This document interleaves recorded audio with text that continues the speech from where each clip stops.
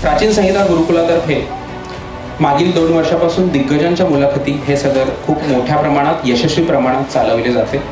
या दिग्गजांच्या मुलाखतीमध्ये आज देखील अतिशय सुंदर अतिशय दिग्गज मान्यवर येणार आहेत, त्यांची मुलाखत आपण घेणार आहोत। पु ल देशपांडे एका ठिकाणी असं म्हणतात की ज्यांना त्याच्या कर्मांच्या ठिकाणी मरण येतं त्यांनी आयुष्यभर कर्मयोगी बना हे सूत्र जगलेलं असतं।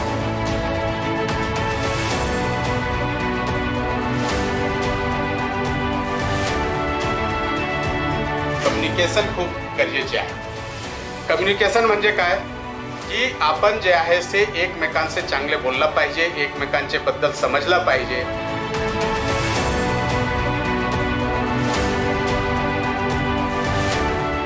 कार्यक्रमाचे मुख्य आयोजक आणि ज्यांच्या आग्रहामुळे सतत मी थोडा वेळ तरी याच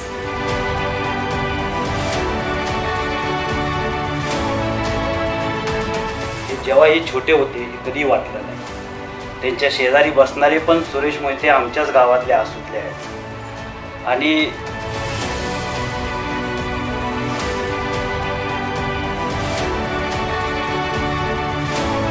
गाव कुठे आहे तर ते म्हटले संपूर्ण गाव हे मातीच्या ढिगाऱ्याखाली दबला आहे। वेगवेगळ्या ठिकाणी अशा कधी चांगल्या घटनांना कधी दुर्घटनांना तुम्हाला सामोरं जावं लागतं। हे सगळं करत असताना असं अंगावर रोमांच आणणारा कोणता अनुभव आला? गावाकडे जात होतो, गावाचे बाहेरच लोक होते, त्यांनी आमची गाडी थांबवली की सर पुढे जाऊ नका, ते पाण्यात विद्युत आहे। मग आदर्श जावई, आदर्श पती, आदर्श पप्पा अशी सगळी नाती कोण मी? हां नाही तर अजिबात तुम्ही हे मला तुम्ही म्हणजे तुम्ही माझ्या समोर माझा कौतुक करत आहे, मग घरच्या लोकांना विचारा की काय आदर्श आहे।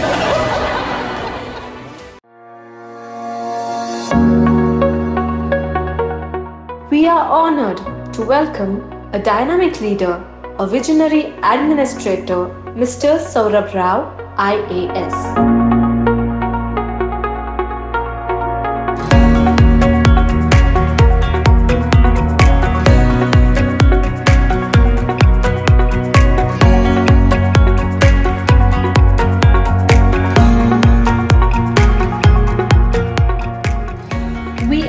Honored to welcome and felicitate Mr. Saurabh Rao, Thane Municipal Commissioner, IAS officer, widely recognized for his strategic governance, people-centric policies and ethical leadership. मतलब विवेक जी ने हिंदी शुरू किया है तो हिंदी बोलना ही चाहिए, ऐसा कुछ नहीं है ना सर? लेकिन अभी आप सब जगह पे देख रहे हैं कि एक त्रिभाषा सूत्र शुरू करने का एक विचार है कि जिसमें मराठी, हिंदी और अंग्रेजी ऐसे तीनों भी भाषाओं को, तो सर हमें बहुत आनंद हो रहा है कि आज जो हमने IKS ओलंपियाड ये जो अभी हम अनाउंस करने जा रहे हैं आपकी उपस्थिति में प्राचीन संहिता गुरुकुल की इस वास्तु में, तो मुझे आप पहले आपकी शुभाशीर्वाद और सदिच्छा दीजिए कि इस प्राचीन संहिता गुरुकुल के वास्तु का उद्घाटन हो गया और IKS ओलंपियाड का उद्घाटन हो गया, ये आप बताएंगे तो हमें बहुत अच्छा। बिल्कुल, माझ्याकडून डॉक्टर साहेबांना त्यांचे कुटुंबाचे सगळे लोकांना आणि गुरुकुलचे सर्व जे शिक्षक वृंद आहेत तसेच छात्रा आहेत त्यांना खूप खूप हार्दिक अभिनंदन त्यांचा आणि खूप शुभेच्छा माझी। ही जे नूतन वास्तू ज्याचा आज आपण उद्घाटन केलं आहे आणि तसेच इंडियन नॉलेज सायन्स किंवा इंडियन नॉलेज सिस्टम त्याचा ओलंपियाड म्हणजे हा दुग्ध शर्करा योग आहे।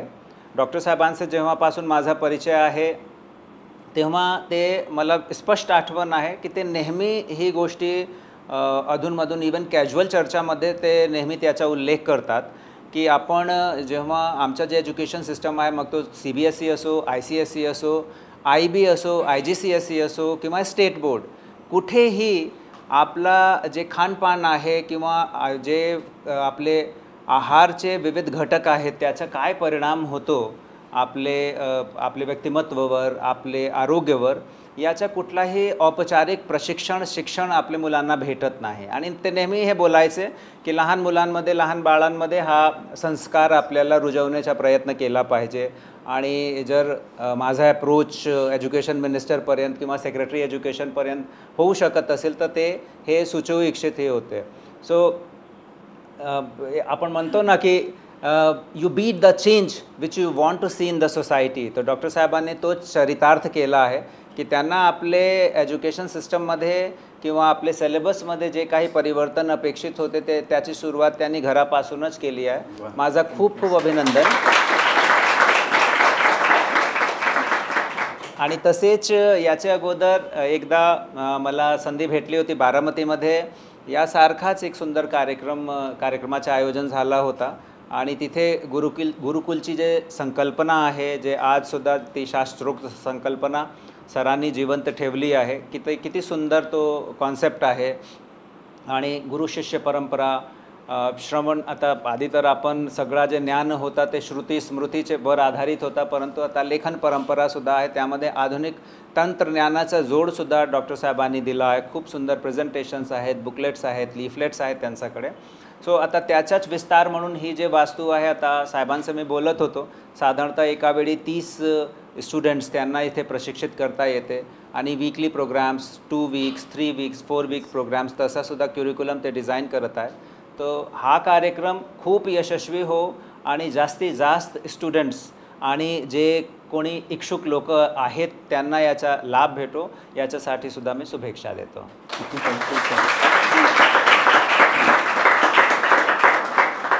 खरं तर एखाद्या सुदाम्याच्या घरी एखाद्या श्रीकृष्णाने अशी ही आजची भेट आहे. त्यामुळे तुम्हाला कल्पना नसेल, सौरभराव सरांना काल दिल्लीला राष्ट्रपती मॅडम यांच्याकडे प्रेझेंटेशन होतं नेमकं, आणि ते आज मॉर्निंग दुपारी 12पर्यंत ते होतं आणि खूप अनिश्चितता होती. मला असं वाटत होतं की कसं होणार, पण सरांचा शब्द होता की मी येणार आहे. मी म्हणायचो कसं शक्य आहे, त्यांचे PA सांगतायत दिल्लीला आहेत, सगळे सर मी येणार आहे. आणि सर फ्लाईटने आले, आपल्याकडे कार्यक्रमाला पोहोचले, आजचं उद्घाटनही केलं आणि गुरुकुलच्या ऑलिम्पियाडचे उद्घाटन केलं. सर खूप खूप आणि काय सोडून आलो ते सुद्धा सांगा आपण. याच्या पॅरलली याच कालावधीमध्ये काल असा ठरला की ठाणेमध्ये उपमुख्यमंत्री एकनाथ शिंदे साहेबांचा एक कार्यक्रम, कॉर्पोरेशनचाच कार्यक्रम, एक आरोग्य केंद्राचं उद्घाटन ठरला आहे. तो अनेक दिवसापासून तो चालू होता. योगायोग असा की त्यांनीसुद्धा आजचीच वेळ दिली. मग माझे ऑफिसने आता सरांना दाखवला सगळा, जे आमच्या चॅटिंग सुरू होती, ऑफिसने कम्युनिकेट केला, सर यावं लागेल. मी म्हटलं नाही येऊ शकत, मी स्पष्ट सांगा तुम्ही. ऑलरेडी मी शब्द दिला आहे सरांना, आता मी दिल्लीतून पुणेचीच फ्लाईट पकडणार, मी मुंबईला येत नाही. आणि मग मी ते पोहोचलो आहे. आता मला सर ऑफिशियली एक छोटीशी मुलाखत याच गोष्टीला पकडून सुरू करायची. कसं जमतं हे, म्हणजे काय याचं पण IAS मध्ये ट्रेनिंग असतं का?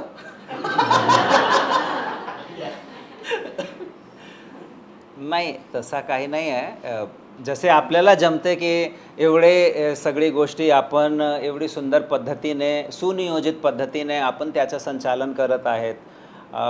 एकीकडे सॅकड्रोची संख्यामध्ये दर दिवस आपल्याकडे येणारे जे पेशंट्स आहेत, जे खूप अपेक्षा घेऊन येतात, खूप विश्वास घेऊन येतात. एकतर त्यांना उपचार द्यायचा आहे, त्याच्याबरोबरच आज जे आपल्याकडे प्रशिक्षणाच्या आपली संहिता आहे, आपला गुरुकुल आहे, ती परंपरा पुढे घेऊन जायची आहे. सो आपला जे काम आहे, मला तर असं वाटते की तो जास्त किचकट आहे. आमचं काम खूप सोपं आहे आणि युजली टीमवर्कचे होतो हा सगळा विषय. हळूहळू आपण म्हणजे त्यामध्ये प्रशिक्षित होत जातो, मी हेच सांगेन. खूप छान, थँक्यू सर. मला अशी एखादी आठवण सांगा, मध्ये आपण पण बोललो होतो या विषयावरती अगदी थोडंसं. जसं माळीण दुर्घटनाच्या वेळी तुम्ही ती स्पेशली हँडल केली ती सगळी दुर्घटना, तर अशा अजून कोणत्या क्रिटिकल सिच्युएशन्स लाईफमध्ये आल्या की जेव्हा तुम्हाला असं वाटलं की आता आपण हँडल नाही करू शकत आहे, भगवान आपली परीक्षा घेतोय आणि त्याच्यासाठी तुम्हाला अपॉइंट केलेलं आहे?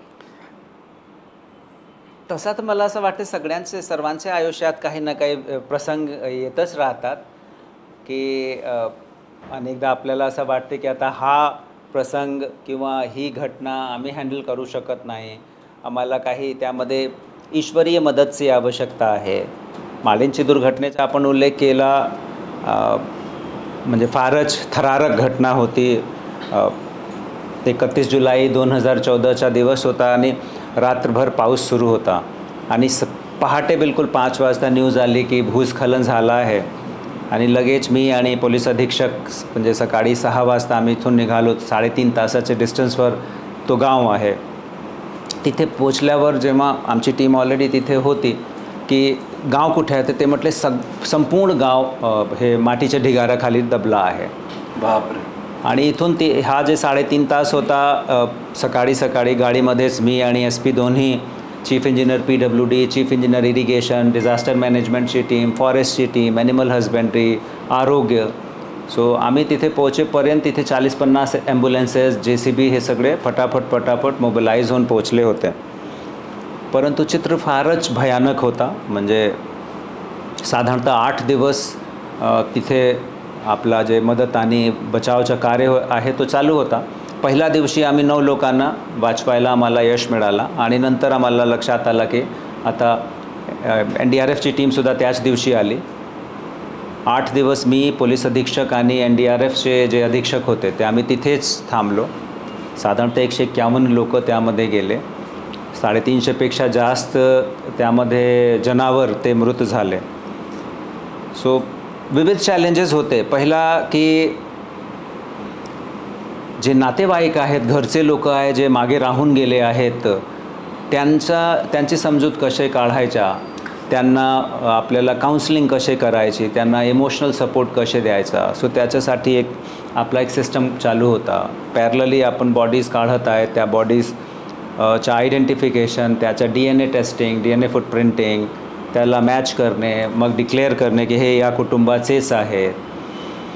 हा सगळ्या झाल्यानंतर मग त्याच्यानंतर खरी परीक्षा सुरू झाली. म्हणजे जे शिल्लक राहिलेले लोक आहेत त्यांचा पुनर्वसन, जे गाव आहे आता तो तिथे ठेवता येत नाही.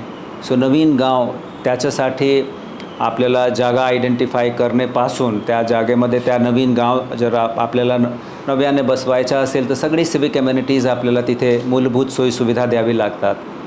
जे लोक मागे आहेत ते खूप विचलित आहेत. एकतर त्यांचा जे पूर्वजांचे कालावधीचा जे गाव आहे तो कम्प्लिटली म्हणजे नकाशेवरूनच तो विलुप्त झाला. आता त्यांना नवीन ठिकाण, सो वेगवेगळे लोकांचे वेगवेगळे मत होते. सो हळूहळू साधारणतः 3-3.5 वर्ष आम्हाला लागले. मात्र एक विषय मार्गी लावता आणि आज तो खूप सुंदर गाव आहे. खूप आम्ही हा सुद्धा याची खात्री केला की त्या लोकांना जे रोख मोबदला मिळालेला आहे, म्हणजे छोटी बारीक गोष्टीचा आपण त्याच्यावर लक्ष केंद्रित केला होता. गावाकडे ही थोडासा टेंडन्सी असते की जास्त पैसे आले की मग अनुत्पादक कामावर खर्च करून टाकायचे. सो आम्ही जेवढा रोख मोबदला प्रत्येक कुटुंबाला मिळाला होता त्यापैकी 75% रक्कम आम्ही 5 वर्षासाठी फिक्स डिपॉझिटमध्ये टाकला होता. आणि त्याचा जे व्याज दर महिन्याचा आहे तो फॅमिलीला मिळेल आणि त्यांच्यात भरणपोषण होईल. 5 वर्षानंतरसुद्धा त्यांना जर तो फिक्स डिपॉझिट विड्रॉ करायचा असेल तर स्थानिक प्रांत अधिकारी त्यांची संमती घेतल्याशिवाय ते मोडू शकत नाही FD. हेतू हाच होता की हे पैसे सतत त्यांच्याकडे त्या मंथली इन्कम स्कीम म्हणून त्यांना काहीतरी आपल्याला सपोर्ट मिळाला पाहिजे.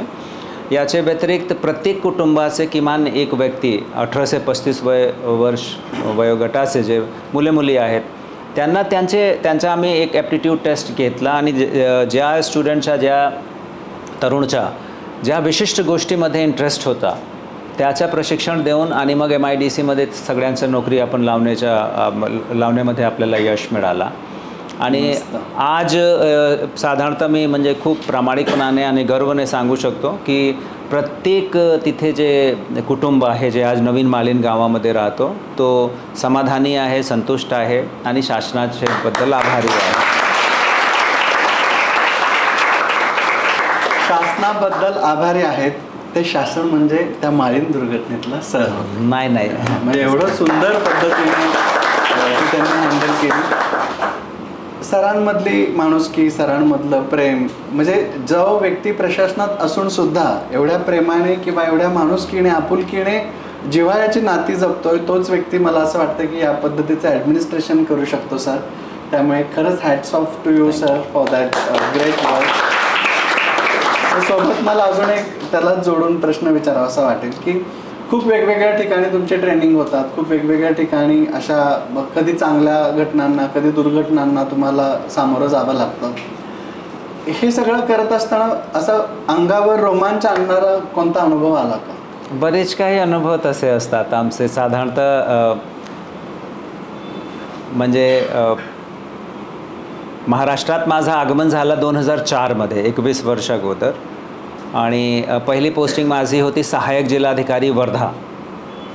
मी जॉईन केला सहाय्यक जिल्हाधिकारी वर्धा म्हणून 4 जुलैला, आणि मान्सून सुरू झाला. तिथे परत मान्सूनचाच विषय आहे आणि बिलकुल नवीन तरुण युवा अधिकारी, महाराष्ट्राचा काही अनुभव नाही, मराठी अजून आम्ही शिकत होतो, हिंदी तेव्हा मराठी येत नव्हती. म्हणजे मराठी तर प्रशिक्षणाच्या दरम्यान ते आम्हाला शिकवतात, परंतु ती मराठी म्हणजे पुस्तकीय मराठी झाली.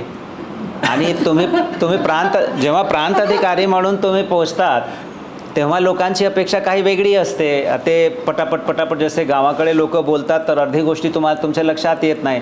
मला महाराष्ट्रात येऊन 3 महिने झाले होते, हिंदी भाषी व्यक्ती मी होतो. मग तिथे एका गावात परत असे खूप मोठी तिथे बाढ आली, पूर आला. आणि म्हणजे मला येऊन 3 महिने झाले होते. तिथे उपविभागीय पोलीस अधिकारी तेव्हा होते टकले म्हणून, आणि ते वरिष्ठ होते, म्हणजे प्रमोटी ऑफिसर होते. खालचेपासून त्यांचा प्रमोशन होत गेला होता आणि त्या भागाचेच ते होते, तर त्यांना खूप अनुभव होता. मग रात्री साधारणतः 12:30 वाजता आम्हाला फोन आला की हा जे गाव आहे तो पूर्णतः पाण्याखाली चालला.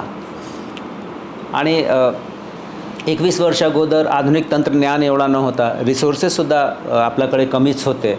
त्यामध्ये सुद्धा आता इथे पुण्यामध्ये घटना घडली तर मी जिल्हाधिकारी होतो. Everything was on my command. Everything म्हणजे एव्हरीथिंग, फक्त तुम्हाला फोन करायचा आहे. तिथे मी फार छोटा कनिष्ठ अधिकारी होता, कोणाशी काही ओळख नाही. आणि तेव्हा हे रिसोर्सेस कसे मोबिलाईज करायचे. आणि तिथे आम्ही गावात पोचलो तर दुर्दैव काय झाला की पाणी तर लोकांच्या घरात जातच होता. इलेक्ट्रिसिटी खंडित केल्यानंतरसुद्धा एखादी लाईन चालू होती आणि तार तुटला होता.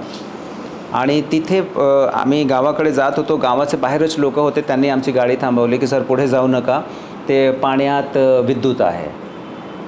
मग लगेच आम्ही सुपरिटेंडिंग इंजिनियरला फोन केला. तोपर्यंत 10-12 मृत्यू होऊन गेली होती. आणि बिलकुल आपण नवीन आलो आहे, त्या आपला उपविभाग आहे, त्यामध्ये आल्यानंतर अशी घटना घडली. तर तेव्हा तर आपण काही इमिडिएटली पंचनामा वगैरे करून आणि मग पुढची कारवाई आपण सुरू केली. सकाळी मी मग जिल्हाधिकारी साहेबांकडे गेलो. Mister S. चोकलिंगम म्हणून जिल्हाधिकारी होते तेव्हा. आणि तेव्हा सगळं त्यांना एक्सप्लेन केला. आणि मग मी त्यांना म्हटलं की सर आपल्याकडे म्हणजे MSEB कडून या प्रकारची चूक होऊ नये किंवा चूक म्हणता येत नाही असा अपघात होऊ नये, याच्यासाठी काही सिस्टम बसवला पाहिजे प्रत्येक गावात. आणि तेव्हा फर्स्ट टाईम 2004मध्ये मग त्याच्यानंतर सरांनी मला सांगितलं की ठीक आहे तुम्ही अभ्यास करा काय करता येते. मग आपण त्याचा आम्ही अभ्यास सुरू केला. विशेषतः उत्तर भारतीय जे प्रदेश आहेत किंवा नॉर्थ ईशान्य कोणचे प्रदेश आहे जिथे खूप पाऊस पाणी पडतो आणि थोडासा पहाडी भाग आहे, तिथे यासारखी गोष्टी टाळण्यासाठी काय उपाययोजना आहे त्याचा अभ्यास केला. आणि मग माझे उपविभागाचे प्रत्येक गावामध्ये आम्ही पूर प्रतिबंधक सिस्टम, अलार्म सिस्टम आणि तसेच पाण्यात हे एखादी तार वगैरेच्या दुर्घटना म्हणजे ते तुटून पडण्याचे अगोदरच वीज पुरवठा ऑटोमॅटिक खंडित झाला पाहिजे, कंट्रोल रूममध्ये कोणी माणूस असो किंवा नसो, ही व्यवस्था तेव्हा आम्ही 2004मध्येच बसवली.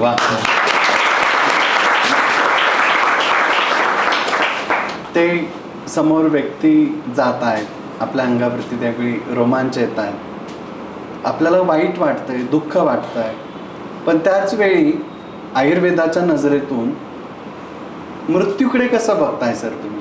मग मन आहे, आत्मा आहे, या घटना सतत समोर घडत आहेत, त्याच्यातनं परत स्वतःला मोटिवेट करायचं आहे. आपला कधी नंबर लागणार आहे आपल्याला कोणालाच माहिती नाही आहे, तरी पण आजचा दिवस सुंदर जगायचा आहे. हे म्हणजे काय, कोणती गोष्ट अशी आहे की जी तुम्हाला हायेस्ट मोटिवेट करते? आपणच त्याचं उत्तर दिलं आहे यामध्ये की आजचा दिवस सुंदर जगायचा आहे. आणि व्यक्ती कोणीही असो, तो कितीही मनाची स्थिरताचा त्याचा क्लेम असो, ही अशी काही घटना किंवा गोष्टी असेल तर ते निश्चितरित्या विचलित करते.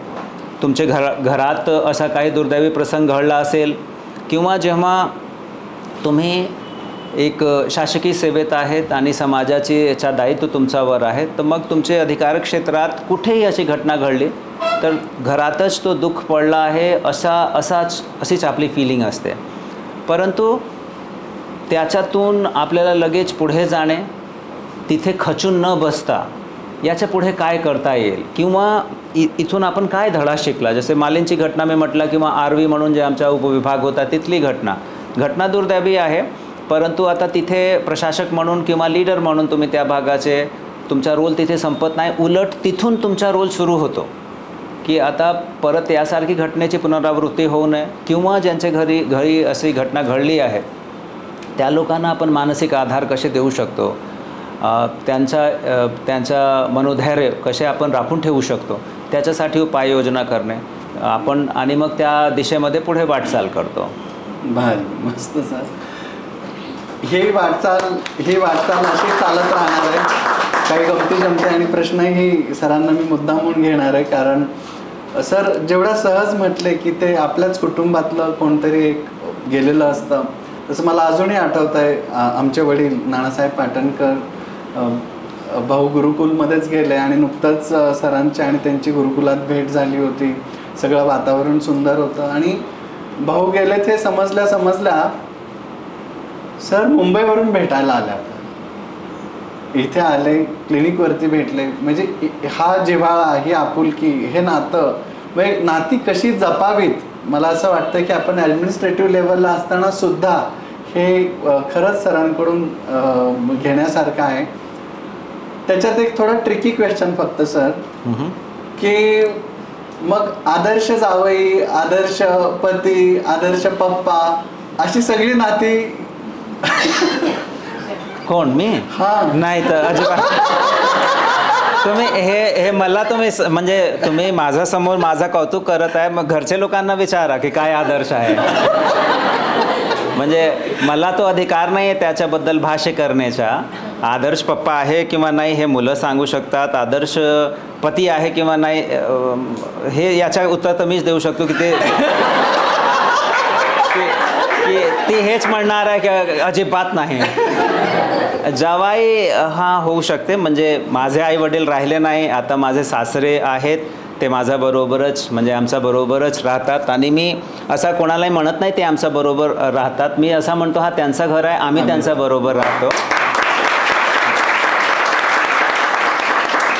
कारण त्यांची 2 मुली आहेत, एक माझी वाईफ आहे, दुसरी मुलगी डॉक्टर आहे, ती जर्मनीमध्ये राहते. तर आता ते जाणार कुठे आणि ते राहिले घरात, तर आम्हाला सुद्धा असं वाटतं की देवाचा आशीर्वाद आहे आमच्यावर. सो जवाईबद्दल थोडाफार मी ॲक्सेप्ट करू शकतो, थोडाफार. तो सुद्धा मी सांगत आहे, मी कधी त्यांना विचारला नाही. मी तर असं त्यांना गमतीमध्ये म्हणतो की मी तुमची सेवा करत आहे, अन्यथा तुम्ही तुमची जायदादतून मला बेदखल करून देणार. सो असे त्यांची छेडखानी करतो. मात्र पती तर नक्की मी आदर्श नाही आहे. कालच भांडण झाली दिल्लीवरून की आता तुम्ही गुरुवार शुक्रवार सांगून गेले होते, आता शनिवारचं तुम्ही ओढला, शनिवारसुद्धा रात्री आता तुम्ही 12:30ला येणार आहे. त्यांच्या वडिलांची म्हणजे माझ्या सासऱ्याची तब्येत थोडीशी गडबड आहे, मुलगा आहे त्याची परीक्षा चालू आहे, मुलीच्या सुद्धा काही ना काही त्या फॉरेन स्टडीसाठी त्याचा फॉर्म भरणे, त्याच्या स्कूलचे कॉलेजचे रिकमेंडेशन लेटर प्राप्त करणे, ते खूप कॉम्प्लिकेटेड प्रोसेस आहे.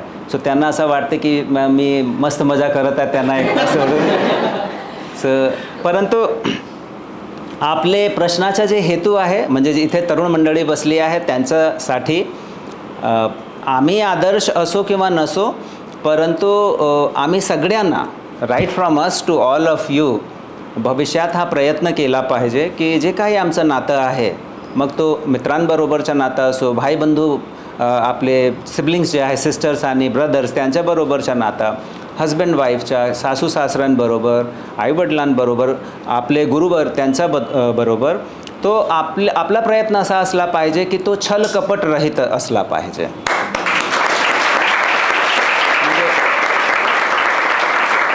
जेव्हा आपल्या मनात कुठल्याही प्रकारचा छळ नसतो, आपण सरळ असतो, तेव्हा सगळी गोष्टी आपोआप बिलकुल परफेक्टली फिट होते. खूप त्याच्यासाठी काही विचार करण्याची आवश्यकता नाही आहे. विचार केव्हा करावा लागतो? जेव्हा आमच्या मनात चालाकी असते की काहीतरी आपल्याला हे करायचं आहे. When we start scheming, when we are simple and natural, when we are real, there is no need of any skimming.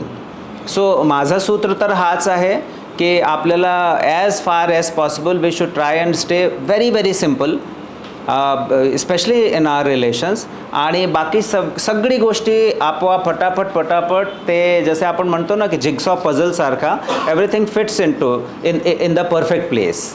किती सुंदर सर, खूप छान. हेच नात्यांबद्दलचे प्रश्न अनपेक्षित मी काही विद्यार्थ्यांकडून घेणार आहे. कोणालाही माहीत नाही, कोणी तुमच्या मनातला कोणताही प्रश्न नात्यांबद्दलचा सरांना विचारू शकतो. नाही, कशाबद्दल, नात्यांबद्दल कशासाठी येऊन विचारू? कोणताही प्रश्न. कंसिस्टेंसी का मतलब क्या होता है आपके हिसाब से?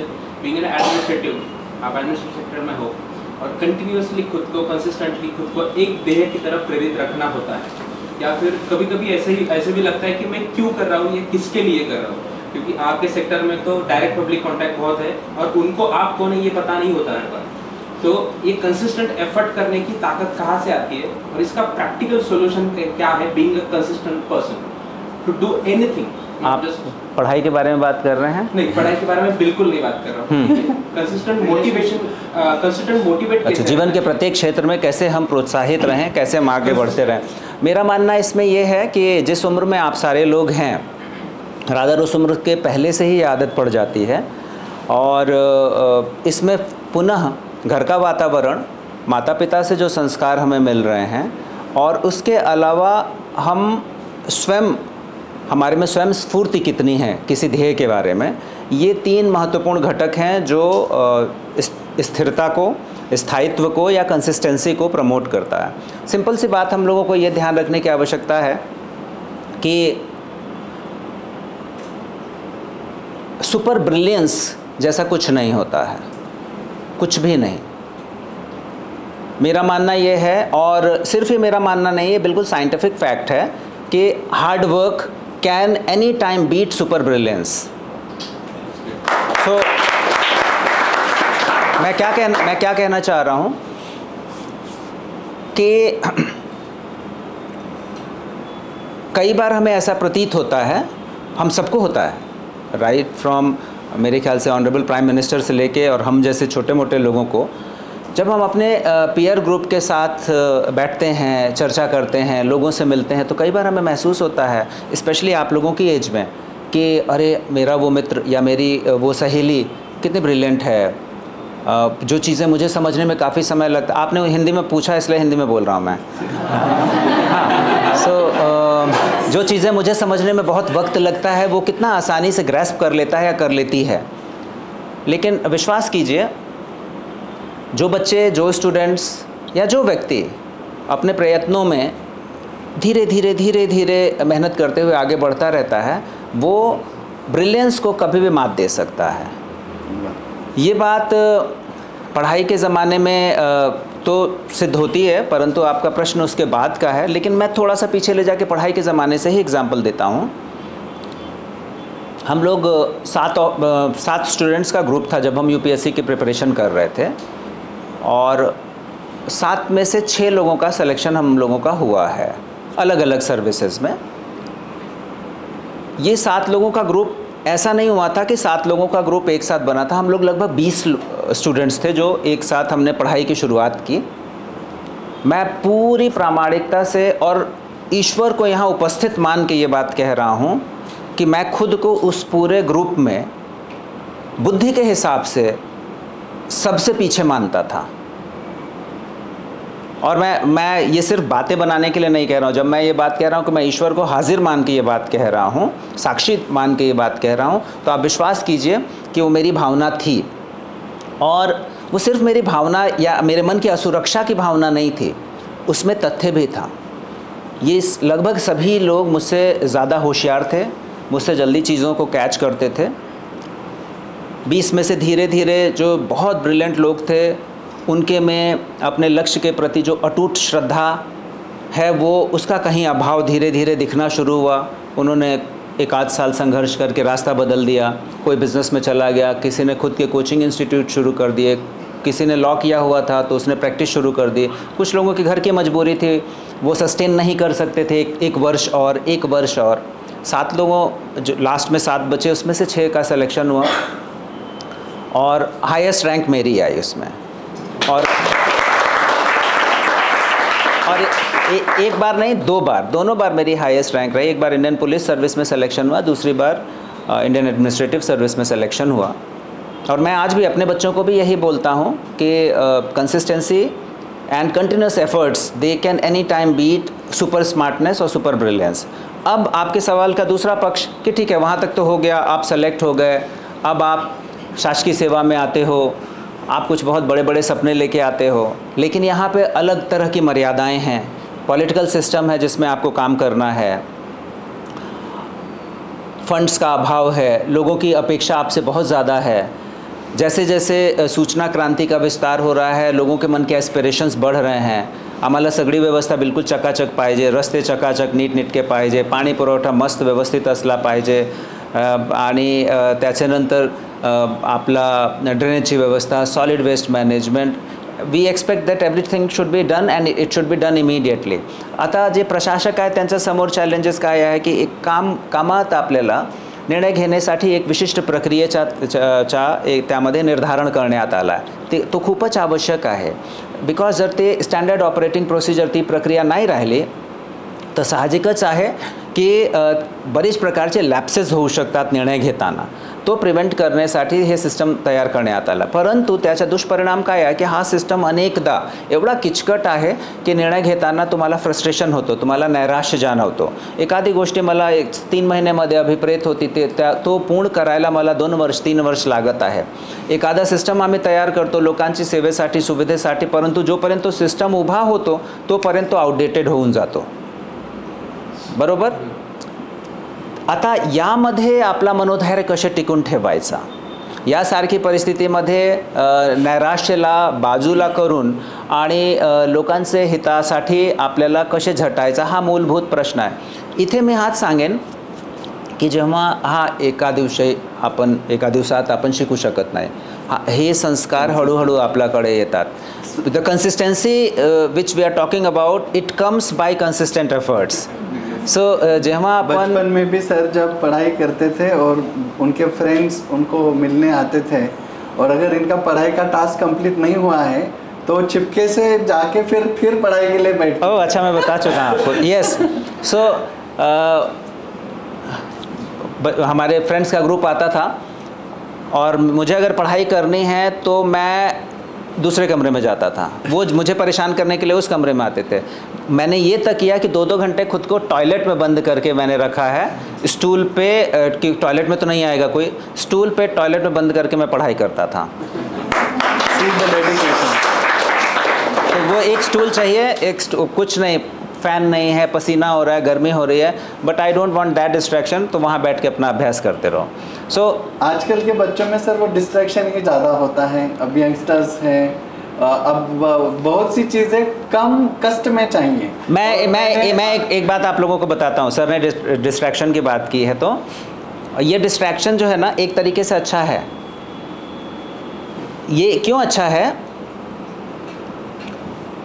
0 से 10 के स्केल पे आज की डेट में हर बच्चा 9-10 के लेवल पे डिस्ट्रैक्टेड है. जो बच्चा अपने डिस्ट्रैक्शन को थोड़ा सा भी कम करके नीचे लेके आता है ना, उसका जो कंपटीशन है जिन लोगों से, वो इतने सुपर डिस्ट्रैक्टेड है, जितने अति डिस्ट्रैक्टेड है की तुमच्या समोर वास्तविक स्पर्धा राहतच नाही किंवा फार किंचित राहते. सो तुम्हाला काय करायचं, अजिबात मी माझ्या मुलांना सुद्धा हाच बोलतो की मी अजिबात असं सांगत नाही की फोन कायमस्वरूपी ठेवून द्या, नको जा तुम्ही सोशल मीडियावर, काही याला वापरायचाच नाही. निश्चित वापरायचा, हा खूप सुंदर हत्यार आहे. यामध्ये अथाह ज्ञानचा साधन तुमच्याकडे उपलब्ध आहे आणि ज्ञानाचे जे हा सागर तुमच्याकडे उपलब्ध आहे त्याच्यातून व्यवस्थित छान गोष्टी घेत जायची आणि थोडासा फक्त डिस्ट्रॅक्शन लेवल तुमचा कमी केला, त्याचा तुम्ही रसास्वाद घ्या, आनंद घ्या त्याचा, परंतु थोडासा कमी केला तर बाकी लोकांचे आपोआप तुम्ही माइल्स अहेड होऊन जाणार आहे. वाह,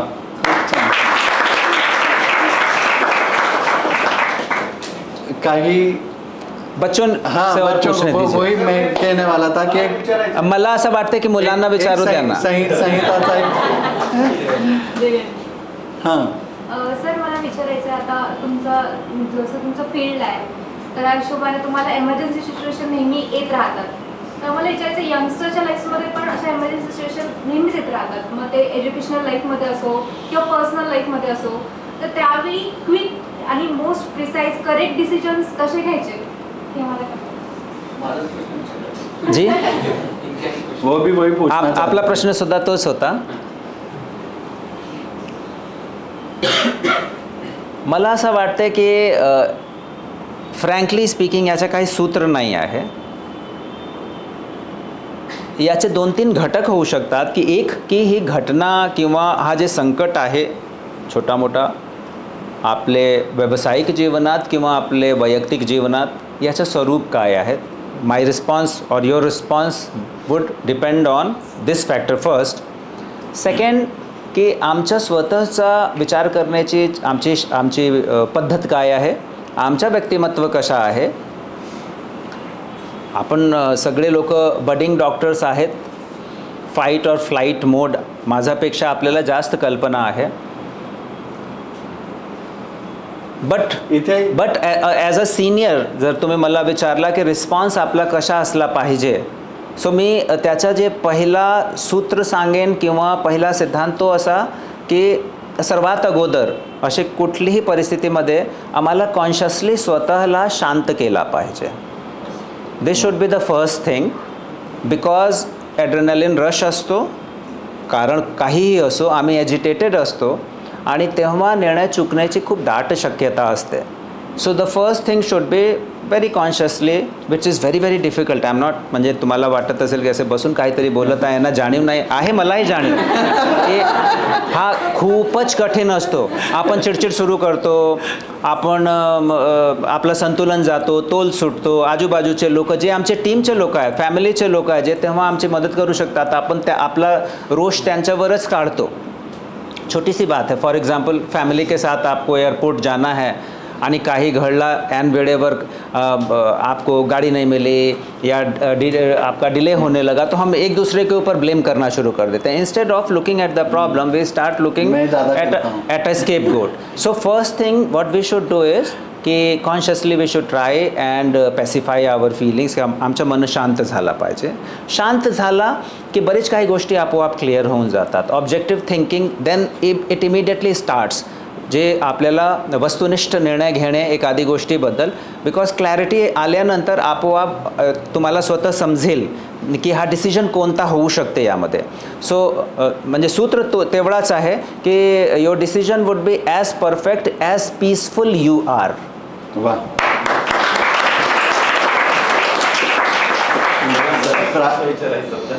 अच्छा. आता आपण एक उत्तम फिल्टर सिस्टीममधून निवडलेले अधिकारी असतात आणि ज्यावेळी जिल्हाधिकारी म्हणून काम करायची वेळ येते तर तो जिल्ह्याचा पालकमंत्री जो असतो तो कदाचित तेवढा शिकलेला नसतो, तो लोकनियुक्त असतो. ओके, तर अशा ठिकाणी काही कॉन्फ्लिक्ट येतो का? मी साधारणतः 9 वर्ष जिल्हाधिकारी होतो आणि परत हा देवाची कृपा आहे. युजली महाराष्ट्रामध्ये अधिकाऱ्यांना 4-4.5 वर्ष एकूण कालावधी भेटते जिल्हाधिकारी म्हणून.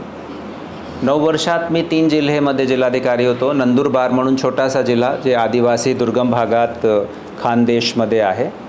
दुसरा जिल्हा नागपूर, विदर्भा आपला दुसरे सेकंड कॅपिटल ज्याला आपण म्हणतो, जिथून फार स्टालवर्ड्स नेते मंडळी आहेत.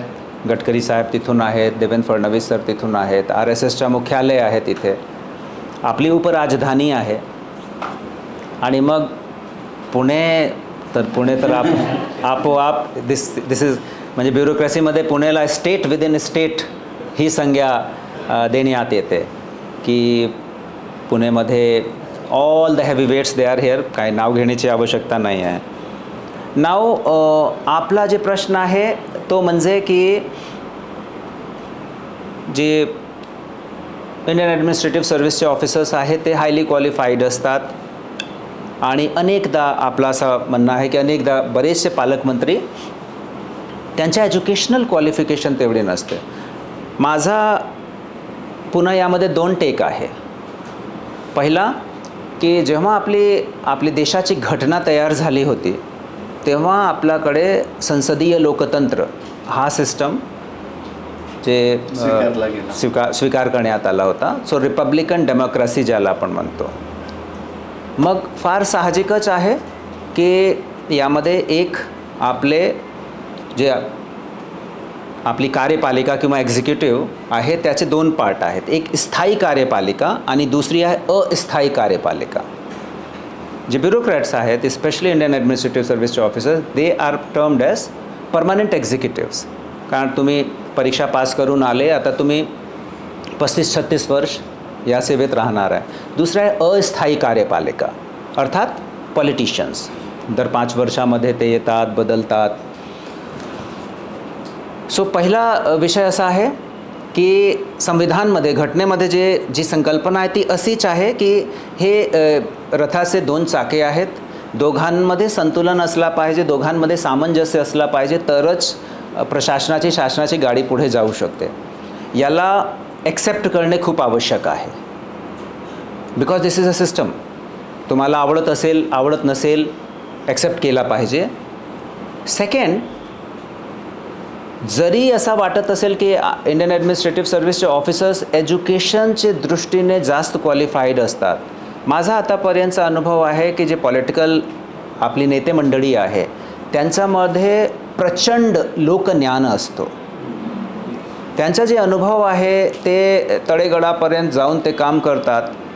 ग्रासरूट लेवलपर्यंत त्यांची पकड आहे, पोच आहे. त्यांना लोकांची जे समस्या आहेत, लोकांची अडीअडचण आहे आमच्यापेक्षा जास्त कळते. मी असं अजिबात सांगत नाही की ते वेस्टेड इंटरेस्टचे पूर्णतः पृथक आहेत. त्यामध्ये निहित स्वार्थही होऊ शकतात अनेकदा. परंतु निरक्षीर विवेक जर आपण ठेवला तर निश्चितरित्या आपल्याला हा स्पष्ट होईल, आपल्याला या गोष्टीचा बोध होईल की त्यांच्याकडे जे व्यावहारिक ज्ञान आहे तो खूपच उत्कृष्ट आहे. प्रशासनामध्ये एक आणि एज्युकेशन क्वालिफिकेशन त्यांच्यामध्ये कमी आहे. त्याला पूर्ण करण्यासाठी, त्याला जोड देण्यासाठी, त्याला संतुलित करण्यासाठी आम्ही आहोत ना. त्याच्यासाठीच आमची निवड झाली आहे. खूप छान सर. ही मुलाखत संपूच नाही असं वाटतं आहे, पण वेळेचं बंधन असल्यामुळे कुठेतरी थांबावं लागणार आहे. प्राचीन संहिता गुरुकुलच्या या नूतन वास्तूच्या उद्घाटनाला सर तुम्ही आलात. आम्हाला सर्व विद्यार्थ्यांना भरभरून प्रेम दिलं.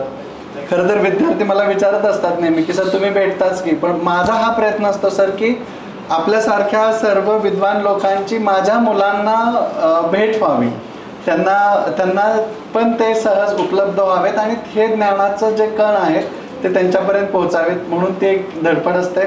आज सकाळी रंजन कुमार सर यांनी सुद्धा खूप छान मार्गदर्शन केलं. तनुजा नेसरे मॅडम यांची खूप सुंदर मुलाखत झाली आणि त्या मुलाखतीचा जो एक शेवटचा पार्ट होता की एक रॅपिड फायर राऊंड. असे मी एक फक्त 5 प्रश्न रॅपिड आपल्या परवानगीने घेणार आहे. सर पहिला प्रश्न आहे अर्थातच पुणे की मुंबई? पुणे. पुणे. वा. कधी हे म्हणजे मला झोपेतून विचारलं तरी सुद्धा पुणे. वा.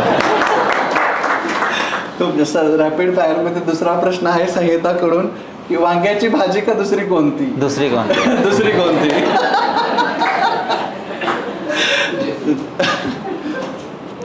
तुला रॅपिड फायर घ्या. हा बोल. कलेक्टर की कमिशनर? हा ॲक्च्युली ट्रिकी प्रश्न आहे. सिनियरिटीप्रमाणे. तुम्ही ट्रिकी उत्तर पण दिलं. हां, म्हणजे जेव्हा मी त्या सिनियरिटीमध्ये होतो आणि जिल्हाधिकारी म्हणून पोस्टिंग होती, I enjoyed it a lot, I worked a lot आणि खूप खूप आनंद घेतला त्याचा. आणि आता आयुक्त म्हणून पुण्यामध्ये मनपा आयुक्त, पुण्यामध्ये विभागीय आयुक्त, ठाणेमध्ये आयुक्त, तर इथे सुद्धा मी तेवढे जोमाने काम करत आहे आणि तेवढाच आनंद आहे. वा, आनंद घेत राहिलो आपण. काय सुंदर म्हणाल सर. पुढचा रॅपिड फायर मधला प्रश्न. 3 झाले ना? 3 झाले. तुमचं आवडतं पुस्तक जे मुलांना मोटिवेशन करेल कायमचं? गांधीजी की आत्मकथा. वा. एक लास्ट आवडता सिनेमा? बरेचसे आहेत. सिनेमा बरेचसे आहेत. जेव्हा मी संघर्ष करत होतो म्हणजे UPSCच्या प्रिपरेशनमध्ये, तेव्हा काही गाणे होते जे माझ्यासाठी, ज्यांना मी माझा त्यावेळी की हा माझा अँथम आहे म्हणून, रुक जाना नहीं तू कहीं हार के, कांटों पे चल के मिलेंगे साए बहार के. सो त्या कालावधीमध्ये यूट्यूब आणि स्पॉटिफाय या सारखा काही प्रकार न होता. राईट. आपल्यापैकी बरेचसे लोकांचा जन्मसुद्धा न होता झाला तेव्हा आमच्याकडे कॅसेट प्लेयर असायचे. आप लोगों ने देखा भी नहीं होगा क्योंकि इसके पहले तो CD था, CD के पहले कहीं कैसेट था. तो कैसेट जो था उसका नाम था रुक जाना नहीं. आणि त्यामध्ये हे सगळे मोटिवेशनल सॉन्ग्स होते. त्यामध्ये A साईडमध्ये पहिला सॉन्ग रुक जाना नहीं तू कहीं हार के आणि B साईड में हाच सॉन्ग सॅड सॉन्ग म्हणून. सो तो मी आपले अँथम म्हणून वापरायचा. आवडते सिनेमा बरेचसे जॉनर्स आहे जे सिनेमा मला खूप आवडतात. म्हणजे हिंदीमध्ये सुद्धा, इंग्रजीमध्ये सुद्धा. इंग्रजी सिनेमा थोडा जास्त पाहतो आणि त्यामध्ये पुन्हा आपला जे थ्रिलर आहे तो जॉनर खूप मला आवड़ते. हिंदी सिनेमा में बात करेंगे तो बहुत पुराने समय से अगर आप बात करें तो 2 आँखें 12 हाथ, अगर आप लोगों को कहीं मौका मिले, ब्लॅक अँड व्हाईट फिल्म है, ज़रूर देखिए. खूप खूप आनंद येईल तुम्हाला. आणि मग कंप्लीट मनोरंजनमध्ये डायरेक्शन कसा होऊ शकते, पटकथा लेखन कशा पाहिजे, स्टोरी टेलिंग किती आपली उत्कृष्ट असली पाहिजे, अभिनयचा उच्चांक बघायचा असेल हिंदीमध्ये तो शोले बघा आपण. आणि not only from the point of view of entertainment, तुम्ही बघा की प्रत्येक कलाकार त्यामध्ये त्याचा जे पार्ट आहे तो किती उत्कृष्ट पद्धतीने तो त्याचा अभिनय त्या पात्रने केला आहे. तसेच की तेव्हा 1975 50 वर्ष झाले, तेव्हाच्या डायरेक्शनचा लेवल, तेव्हाचा म्युझिक त्यामध्ये आहे. पहिल्यांदा शोले अशी मूवी होती ज्यामध्ये एक थीम सॉन्ग आहे. आय डोंट नो आपल्यापैकी किती लोकांनी बघितला आहे. So again I am talking from the perspective of learning की शोलेमध्ये जे लोक होते दे वर वे बियॉन्ड देअर टाईम. की 50 वर्ष अगोदर जे सिनेमा आला त्याचे जोडचा सिनेमा आजही नाही आहे. राईट. सो किती दिग्गज लोक ते होते आणि किती त्यांच्यामध्ये अप्रतिम प्रतिभा होती, त्यांच्यामध्ये किती इनोव्हेशन होता, तो आपल्याला शिकण्यासारखी गोष्ट आहे. खूप छान. धन्यवाद. थँक्यू. प्राचीन संहिता गुरुकुलच्या आमच्या विद्यार्थ्यांना 3 शब्दांमध्ये फक्त लर्निंग लेसन्स द्या, मग आपण ही थांबूया. 3 शब्द में नहीं होगा, 3 सेंटेंस में बोलता हूँ. पहला, खूब मेहनत करो. दूसरा, जीवन का आनंद लो. तीसरा, अगर अभी तक प्यार में नहीं पड़े हो तो प्यार करो.